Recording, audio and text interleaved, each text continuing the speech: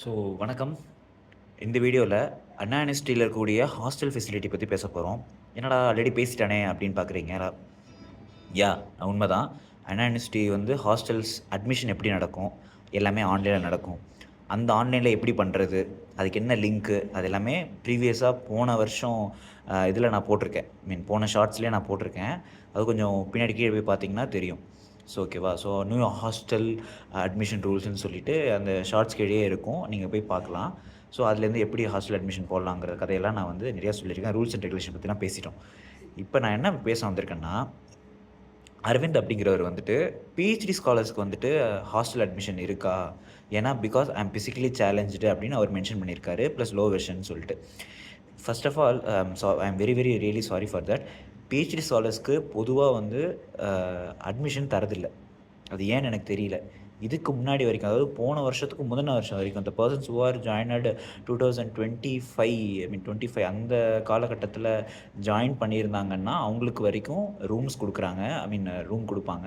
ஆனா, இப்ப கரண்ட்டா ஜாயின் பண்ற எந்த பிஹெச்டி ஸ்காலருக்குமே ரூம்ஸ் தரதில்ல. அப்ப எப்படி ப்ரோ தங்குறாங்க? ஏன்னா, அண்ணா யுனிவர்சிட்டியில வந்து பார்த்தீங்கன்னா, அண்ணா யுனிவர்சிட்டி கிண்டில இருக்கு.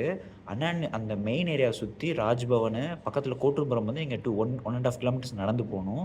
சுத்தி எதுவுமே கிடையாது. அப்ப ரெகுலரா பிஹெச்டி ஸ்காலர்ஸ்க்கு வந்து ரொம்பவே கஷ்டம். அது ஏன் வந்து காலேஜ் நிர்வாகம் புரிஞ்சுக்க மாட்டேங்குதுன்னு எனக்கு தெரியல. ஹாஸ்டல் நெறையாவே இருக்கு. ஆனா ஏன் வந்து இவங்க தரதில்லன்னு தெரியல. இதுதான் நான் சொல்ல நெனச்சேன். அப்ப எப்படி தங்கியிருக்காங்க ஹாஸ்டல் பிஹெச்டி பண்றவங்க தங்கியிருக்காங்கன்னு பார்த்தீங்கன்னா, இன்டர்நேஷனல் ஹாஸ்டல்ஸ்ன்னு இருக்கு.